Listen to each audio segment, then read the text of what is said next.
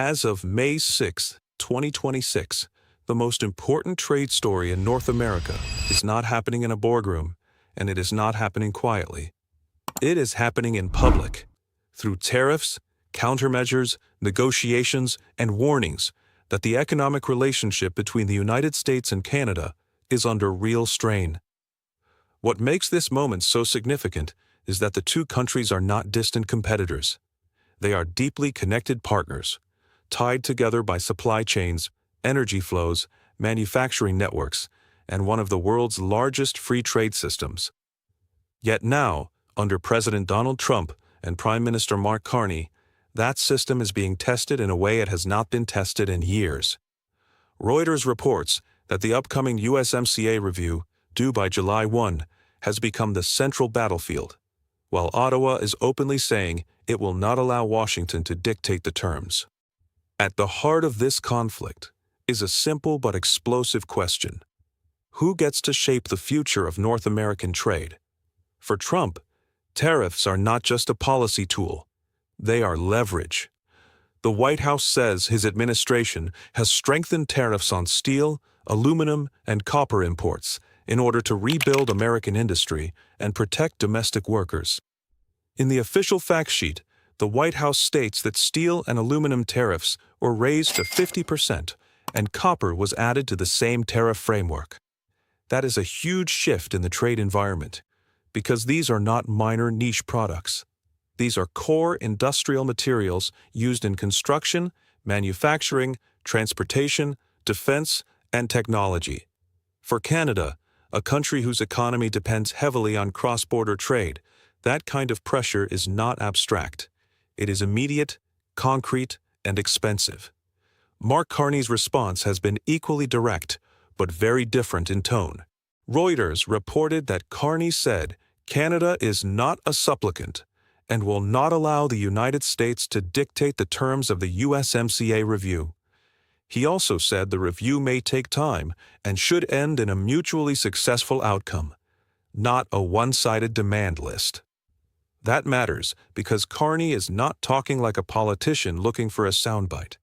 He is talking like a former central banker who understands how trade uncertainty affects investment, confidence, jobs, and long-term growth. His message is that Canada wants stability, but not submission.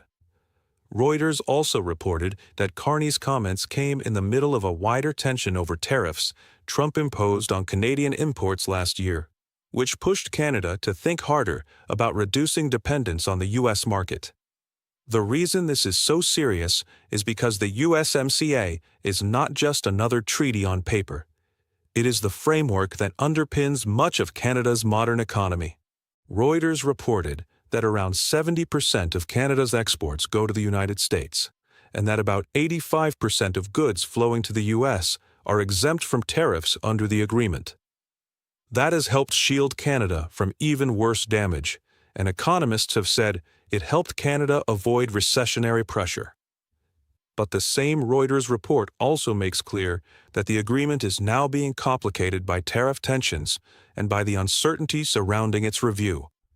Businesses are already lobbying for an extension because uncertainty alone is enough to slow investment and hiring. In other words, even before any final deal is reached, the damage is already beginning through hesitation, delay, and caution. Carney has responded by building structure around the crisis. Reuters reported that on April 21st, he announced a new 24-member advisory committee on Canada-U.S. economic relations, replacing most of the previous council and keeping only 4 members from the old team. The committee is chaired by Trade Minister Dominic LeBlanc, and it includes major names from business, labor, manufacturing, and politics. That list matters because it shows Ottawa is not treating this as a routine diplomatic issue. It is treating it like a national economic challenge that requires input from the people most exposed to the fallout. The committee's creation also shows that Canada wants a more coordinated strategy heading into the USMCA review, especially with the clock moving toward the July 1st deadline. This is where Carney's leadership style becomes central to the story. Reuters reported that after winning a majority government, Carney faced what the outlet described as his biggest challenge: redefining trade with the United States under Trump. That is not just a political phrase. It means Carney now has the authority to make hard decisions.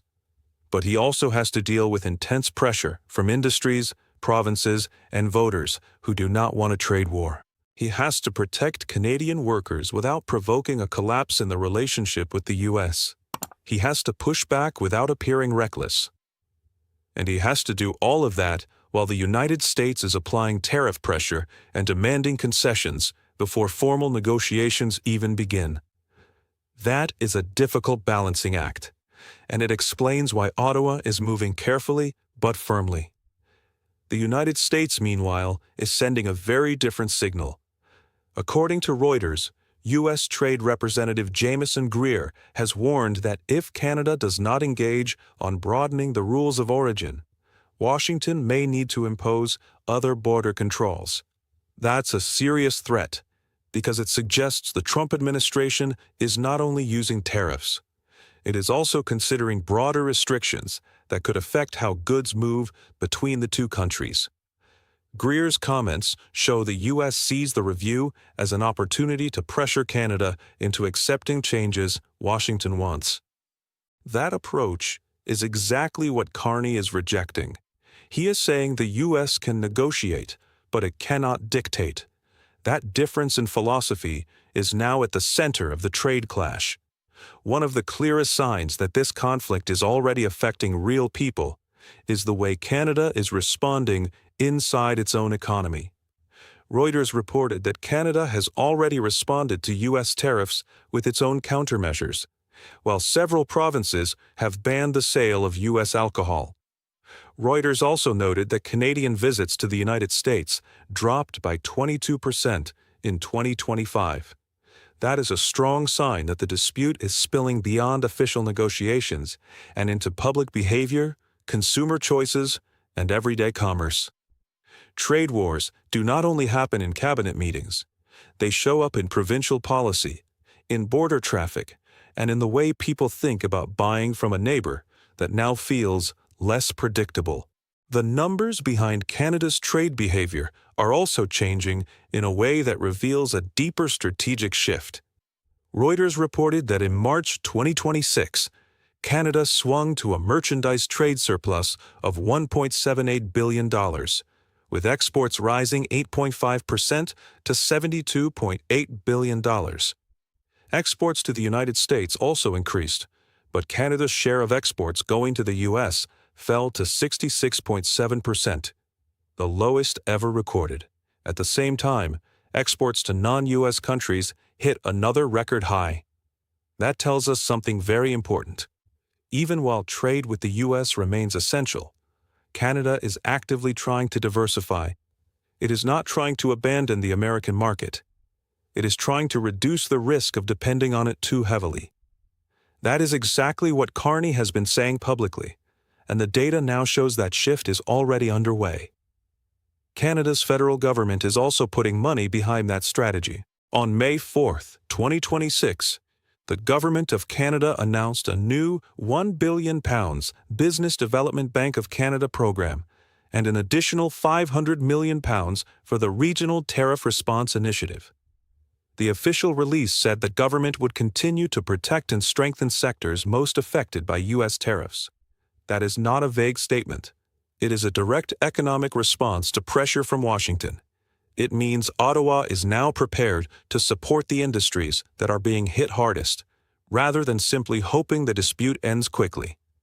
The government's own tariff response page also lists financing, duties relief, export support, and sector-specific help for steel, forest products, agri-food exporters, and small and medium-sized businesses. This support is not limited to one province or one sector.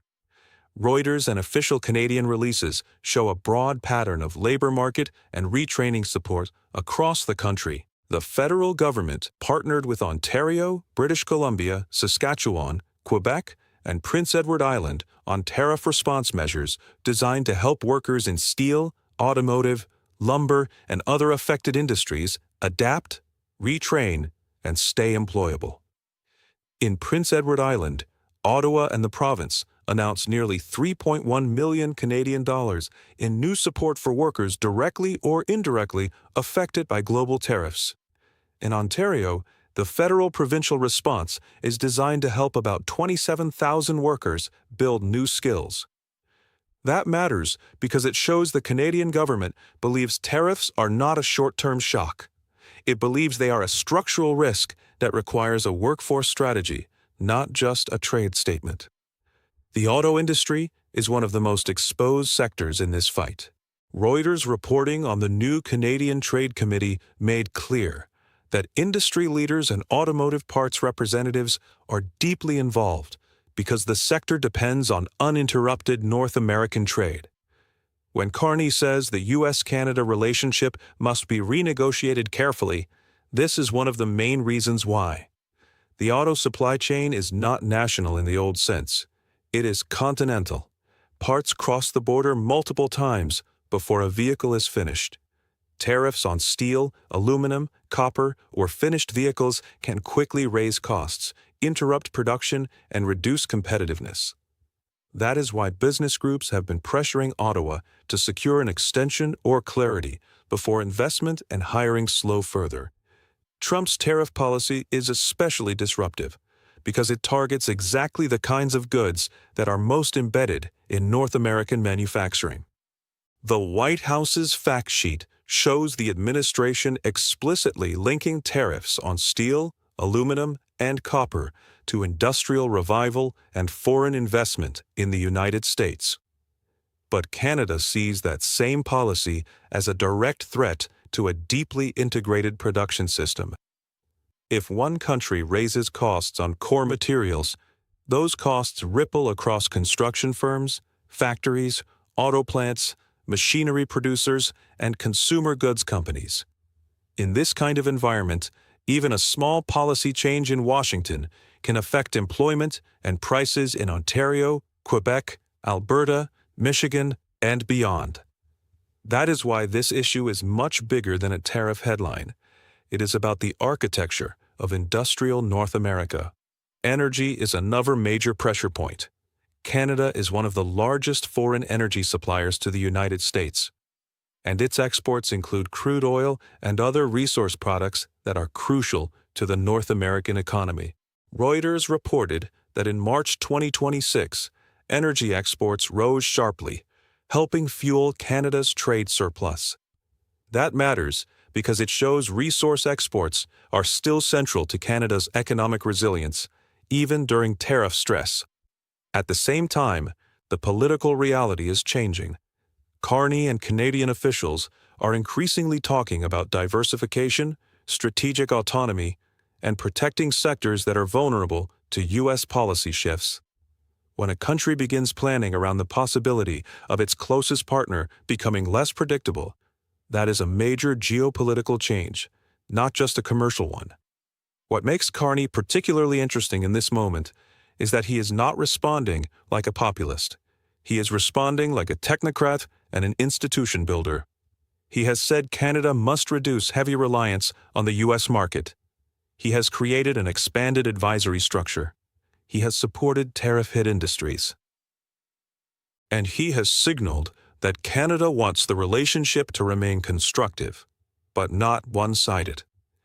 That combination is why many analysts see Carney as a leader trying to preserve Canada's leverage while avoiding panic. He is not declaring an economic divorce from the United States. He is warning that dependence has become a weakness and that the country must prepare for a less stable trade future. Reuters has made that theme very clear across multiple reports. The Trump side of the story is much more aggressive and much less subtle. The administration's official position is that tariffs are working to strengthen American industry and pull money back into the United States. That is the political story Trump wants to tell his supporters. He wants to frame tariffs as a tool for fairness, domestic reinvestment, and national strength. But whether or not one agrees with that argument, the fact remains that his tariffs are now forcing major trading partners to prepare for a more hostile commercial environment. Canada is not the only country dealing with this pressure, but because the U.S.-Canada relationship is so integrated, the shock is especially visible here. The fight is not over a small trade lane. It is over the core machinery of continental commerce. The USMCA review is therefore not just a routine treaty checkup. It is a high-stakes negotiation over the future of rules, exemptions, and market access.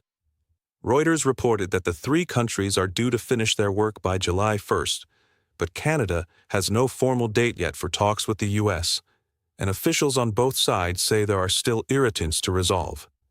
Janice Charette, Canada's chief trade negotiator, said she does not expect all issues to be resolved by that deadline, though that does not mean the agreement will collapse. That is the most realistic reading of the situation. The deal may survive, but the political and economic environment around it may become much rougher. The review is where pressure becomes policy. There is also a growing psychological dimension to the dispute.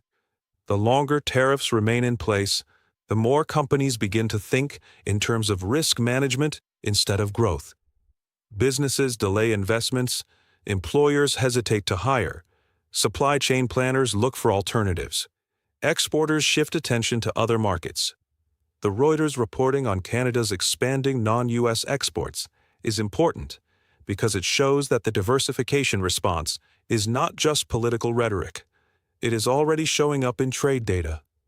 That means the U.S.-Canada relationship is not only being challenged by tariffs, it is being challenged by a gradual recalibration of business expectations. Once companies start planning for instability, the effects can last long after the headlines fade. Canada's strategy in this environment is increasingly clear. Protect the affected sectors, support workers, build more trade options, maintain the USMCA framework if possible, and refuse to negotiate from a position of weakness. That is why the government is funding regional programs, retraining initiatives, business financing, and export support. That is why it is widening its advisory network, and that is why Carney is speaking so bluntly about dependence on the U.S. market. Ottawa appears to believe that the only way to avoid being cornered is to show Washington that Canada has options, resilience, and political will. Official Canadian releases and Reuters coverage together make that strategy visible. For Washington, the calculation is different. The administration wants leverage, compliance, and structural concessions. Greer's warning about border controls and the White House's tariff escalation show that the U.S. is willing to use more than one pressure point. This is why the coming round of talks could become so difficult. Canada wants predictability. The U.S. wants concessions. Canada wants a partnership. The U.S. wants leverage. Those goals are not impossible to reconcile, but they create a very narrow negotiation space. The more pressure rises, the more each side has to worry about appearing weak at home.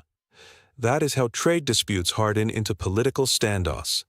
One of the most important things to understand is that neither side can easily walk away. The United States and Canada are each other's biggest trading partners. They share border infrastructure, energy infrastructure, industrial supply chains, and defense cooperation. That means a full break would be costly for both countries. This is why Reuters consistently frames the review as a negotiation that will likely continue, rather than a treaty on the edge of collapse. But, even if the agreement survives, it may come out the other side more fragile, more politicized, and more conditional than before. In that sense, the conflict itself may be as important as the final outcome. The March trade data from Canada also points to a very important long-term trend. Diversification is no longer theoretical. Exports to non-U.S. countries hit record highs, and Canada's share of exports going to the U.S. reached a record low. That means Canadian exporters are already adapting to a world where access to the American market cannot be assumed to be stable forever. Whether that shift becomes permanent depends on how the USMCA review unfolds, how Trump handles tariffs, and how aggressively Carney continues to build alternatives. but the direction is clear. Canada is preparing for a future in which it must rely a little less on the United States than it has for generations. That does not mean the relationship is collapsing. It means it is changing.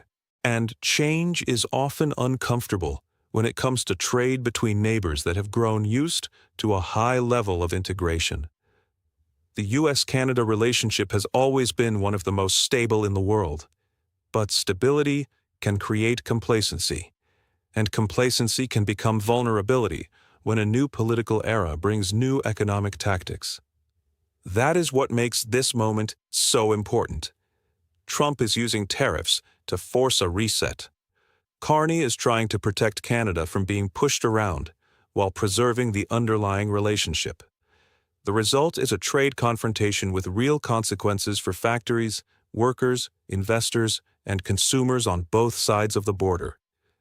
So when people ask what the latest U.S.-Canada trade story is really about, the answer is this. It is about power, dependence, and the future rules of North American commerce. It is about whether the U.S. can use tariffs to reshape the behavior of a close ally. It is about whether Canada can protect itself without breaking the partnership. It is about whether a trade system built over decades can survive a new era of economic nationalism. And it is about whether the July 1st USMCA review becomes a repair job or a rupture point. Reuters and official government sources show that both sides are already preparing for a hard negotiation. And that makes this one of the most important economic stories of the year.